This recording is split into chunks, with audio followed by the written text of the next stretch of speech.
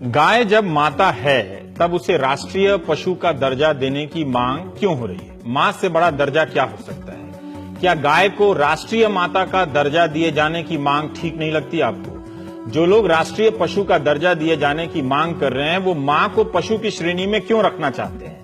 हमें ये सोचना चाहिए और पूछना चाहिए कि राष्ट्रीय पशु या मेरे हिसाब से राष्ट्रीय माता का दर्जा देने के बाद गाय को किस तरह की अतिरिक्त सुरक्षा मिलेगी जो तमाम राज्यों के कानूनों से नहीं मिलती है, जिसके तहत गाय की हत्या करने वालों अगर साबित हुआ तो 10-10 साल की कैद होगी।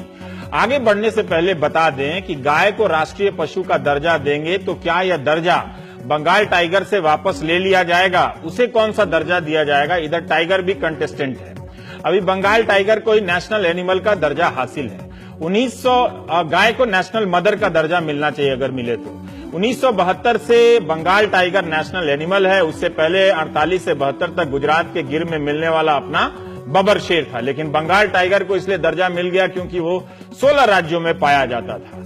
राष्ट्रीय पशु को मारना अपराध होता है, उसे बचाना भी राज्य की जिम्मेदारी बन जाती है। जैसे टाइगर को बचाने के लिए 2005 में नेशनल टाइगर कंजर्वेशन अथॉरिटी बनाई गई थी।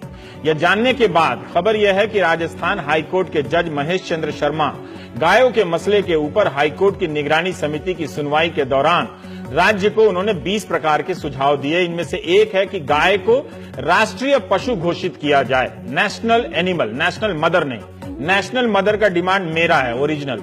जज साहब ने कहा कि यह सरकार पर बाध्य नहीं है मगर उनकी अंतरात्मा की आवाज है। बहुत से संगठन इस आवाज से पहले से गाय को राष्ट्रीय पशु घोषित करने की मांग कर रहे हैं और देश की कई दीवारों पर यह नारा आपको लिखा मिलेगा, ट्रैफिक जाम में आप पढ़ सकते हैं। बुधवार के रोज रिटायर हुए जस्टिस एमसी शर्मा ने यह भी कहा कि राज्य के मुख्य सचिव और एडवोकेट जनरल को पशुओं का अभिभावक होना चाहिए, मवेशी का, जबकि राजस्थान में गौ कल्याण मंत्रालय है, एक मंत्री हैं। वैसे भी राज्य के मुख्य सचिव और एडवोकेट जनरल की ऐसी क्या योग्यता है कि वो गाय का अभिभावक बन सकते हैं? क्या अदालतें किसी भी तरह की सुझाव दे सकती हैं? जस्टिस शर्मा ने मोर के बारे में जो बताया है हम चाहते हैं कि आप सुने।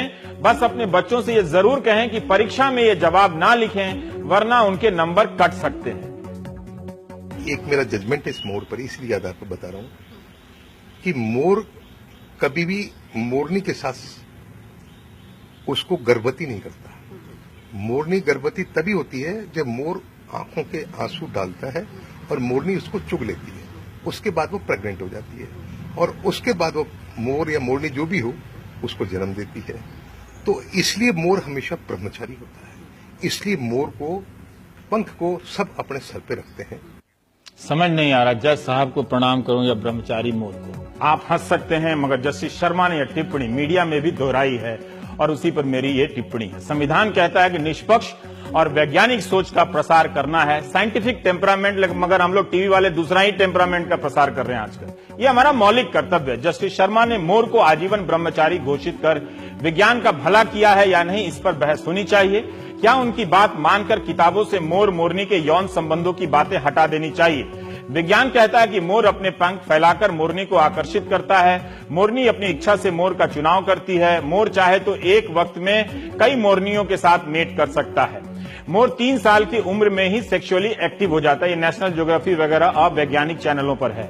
एक सुझाव मेरा भी है, जब कोई जज बने तो उसकी ट्रेनिंग तो जरूर होती होगी। उस ट्रेनिंग में उन्हें चिड़ियाघर भी ले जाना चाहिए और बताना चाहिए कि कौन सा पशु कैसे प्रजनन करता है, कौन सा पक्षी आजीवन ब्रह्मचारी है और कौन सा योगा भी करता है।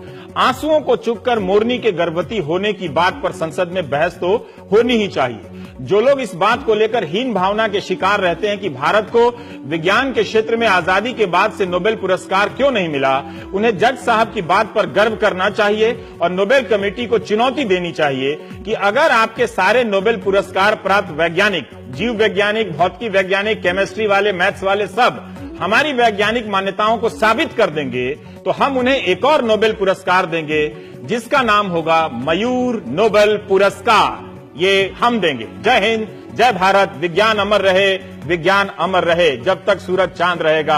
आगे भी तो कुछ आप भी तो गाइए। नमस्कार, चलता हूं।